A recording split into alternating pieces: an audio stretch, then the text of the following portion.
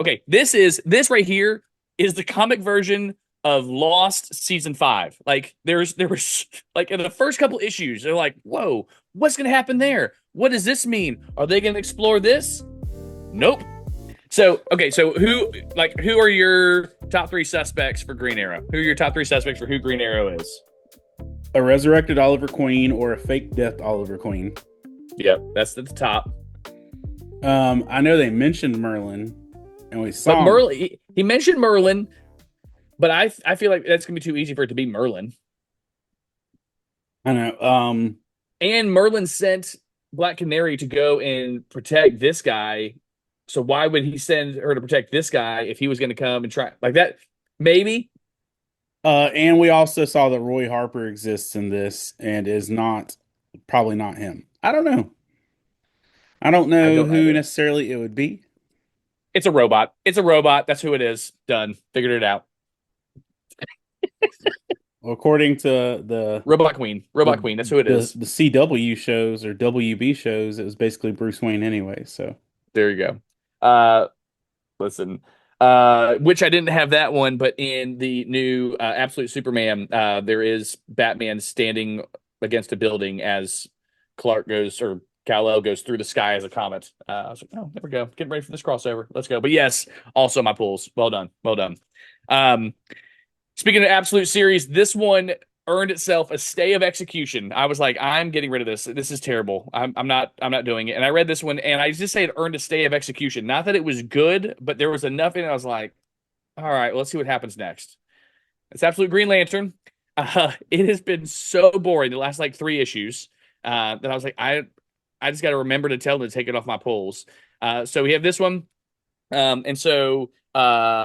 said it earns a state of execution because we've introduced Tomar Ray, right? That's how we say it, Tomar Ray. Does that make sense? No. yeah. Bird dude.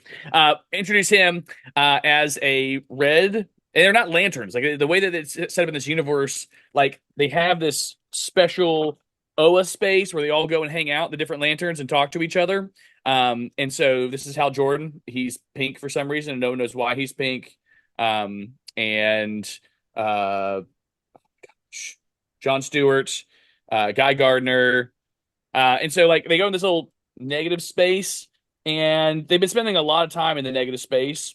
Um, and so in this one that we find out that Tomar Ray, like the way that they give up their power is not by a ring, but like they breathe this flame out of them into who they're going to give it to.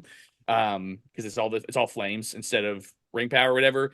And his mother gave him the abilities he had as their planet was getting ready to be destroyed by the actual villains in the series. And so she gave it to him to save him, and then she was killed. And so he's trying to basically puppeteer Joe Mullane or Sojourner Mullane as a Green Lantern to do his bidding. And he goes over all the reasons why there's no way that she's going to be able to do anything to him because she's not as strong as he is, not as practiced, whatever else. And then of course she uppercuts him in the last page, and that's where it ends. Like, oh, okay, I'll see what happens on the next one.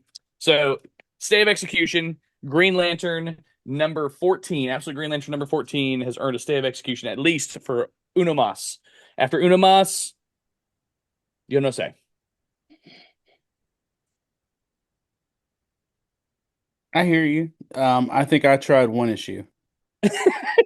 Listen, okay, this right here is the comic version of Lost season 5. Like there was like in the first couple issues, they're like, "Whoa, what's going to happen there? What does this mean? Are they going to explore this?" Nope. So that's where kind of my frustration is, right? Because in the first one, it's this the symbol of the Green Lantern like drops on this town, traps them inside. They can't get out. There's Abin Sur is coming in like abducting people and be like, "Have no fear," and then they disappear. Like, oh my gosh, that's crazy. What's gonna happen with that? Nothing. They don't go over that anymore. Like they've not talked about it. And then John Stewart finds out that gold stuff goes through the green energy. And so like he's like spray painting stuff gold and like trying to get through, and then they take him away. It's like, are they gonna go over that again? Nope, not really. So all the little things, I was like, what's gonna happen here? What's this? They're not talking about it. So that's what I said. It's this close. It is this close. But this one, at least with Tomar Ray and the story and how the fires pass and all those things, I'm like, okay, I'll give it one more. One more. Who knows? What else you got? Anything good? No, maybe. Um, I I'm gonna go with Absolute Batman 20. It's consistent. It's Yeah. not necessarily disappointing, and they're doing stuff that's good storytelling. Um, and it's gruesome as all get out. Um, at this point in time, Bruce has decided just to embrace the full darkness or whatever. And Harley and Alfred are trying to bring him out. But now that all of the his friends have been basically turned into villains by Bane, they're basically deciding to hang out together and deal with Bruce because he's cramping their style.